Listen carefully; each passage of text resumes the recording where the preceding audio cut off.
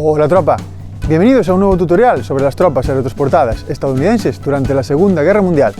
Hoy os enseñaré cómo replicar el tratamiento químico CC2 en los uniformes. Si no sabéis lo que es, os hago una breve introducción y empezamos el tutorial. La Primera Guerra Mundial es recordada especialmente por el uso y desarrollo de la guerra química. Al comenzar la Segunda Guerra Mundial, los soldados de la mayoría de ejércitos del mundo todavía cargaban con métodos de protección, la más indispensable, la máscara antigas. Ante el miedo de que las fuerzas del eje hiciesen uso de nuevo de estas temidas armas, el mando estadounidense buscó una forma rápida de dar mayor protección a sus tropas durante los grandes desembarcos, y la solución llegó en forma de un tratamiento químico de cloramida llamado CC2. La idea era bañar con el producto todas las piezas de ropa exterior, incluido el calzado. Empezó a utilizarse en la Operación Torch, la invasión aliada del norte de África, concretamente creo que por parte de la Primera División de Infantería estadounidense. Para el día D, todas las tropas estadounidenses llevaban sus uniformes impregnados, por lo que este tutorial no solo es válido para las tropas aerotransportadas. Siguiendo con el tema, además que sepáis que durante el desembarco de Normandía, todas las tropas aliadas portaban un brazalete como este, con una impregnación especial que ante la presencia de agentes químicos cambiaría de color a rosa o rojo. Incluso la camisa. No sé si os preguntasteis alguna vez para qué sirve esto. Pues fue un apaño para dotar de algo más de protección al soldado, evitando el contacto con la piel de un hipotético ataque con armas químicas, una posibilidad que aterraba a ambos bandos. Bueno, creo que ha quedado clara la importancia de la defensa antigases en una guerra, así que vamos allá con el tutorial.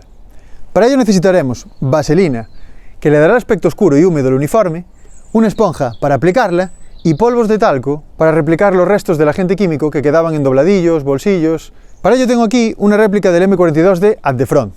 Este es el aspecto de fábrica. Recordemos que aunque a pesar de que los uniformes fueron nuevos algún día, este brillo que poseen de fábrica no es realista. Para eliminarlo, yo uso un proceso de diferentes lavados, a 60 grados en lavadora, 3, 4, 5 lavados, para conseguir que la tela se desgaste y tener menos brillo. También, si es verano, podéis aprovechar para dejarlo secar al sol, ya que el sol desgasta la tela. No os paséis demasiado en este tiempo, porque podéis desgastarlo demasiado. Una semana, 5 días, está bien. La parte del lavado me la voy a saltar, ya que tengo este uniforme M42 ya listo. Bueno, al lío. Lo que necesitaremos es vaselina medicinal neutra. Es importante que no tenga olores, para que el uniforme después no huela. La tenemos que aplicar de este modo, así de fácil. Con un trozo de una esponja, cogemos directamente del bote y pasamos a aplicarla. Debéis ir cogiendo pequeños trozos, de poco a poco, para irla aplicando. Ya que si nos pasamos de cantidad puede quedar demasiado oscuro. La vaselina le confiere al uniforme ese aspecto oscuro, húmedo, como habíamos comentado antes. Y debemos irlo haciendo poco a poco. Los soldados odiaban este químico en sus uniformes, por lo tanto trataban de replicarlo para no tener que aplicarlo. El sargento, en este caso del 101, Fred Balau, contaba que lo replicó usando polvos de talco. En el libro de George Kosimaki también hay otro testimonio de un soldado que, usó tratamiento de impregnación de zapatos para darle el uniforme y oscurecerlo y que sus superiores pensaron que tenía el químico ya aplicado. Era todo proceso para evitar que les aplicasen el químico era válido, porque realmente era muy incómodo usar el uniforme con este químico, ya que volvía los uniformes poco transpirables, fríos también, húmedos al tacto, y se volvía muy incómodo de llevar. Bueno, chaqueta lista. Lista. No os preocupéis por este aspecto, ya que lo mejoraremos en el siguiente paso. Ahora empezamos con el pantalón.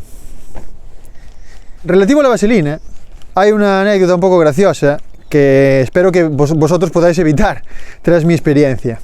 Y es que no es habitual ir a la farmacia y pedir un bote de 1 kilo de vaselina. Cuando yo fui, me dijeron directamente que no me la podían vender, no la tienen.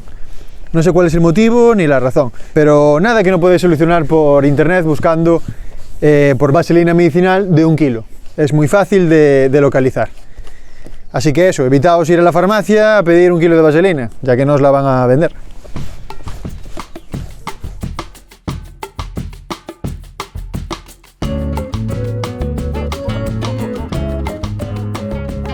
Bueno, uniforme listo.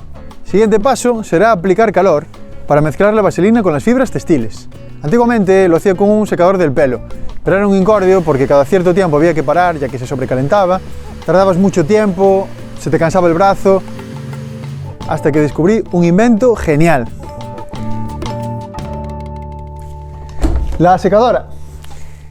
No os paséis con el ciclo de calor aquí, ya que, bueno, no deberíais ponerla más de entre 5 o 10 minutos, debería ser el ciclo de secado. Hará que la vaselina se mezcle completamente con la tela y consiga un aspecto más homogéneo. Y ahora vamos con el último paso, aplicar los polvos de talco.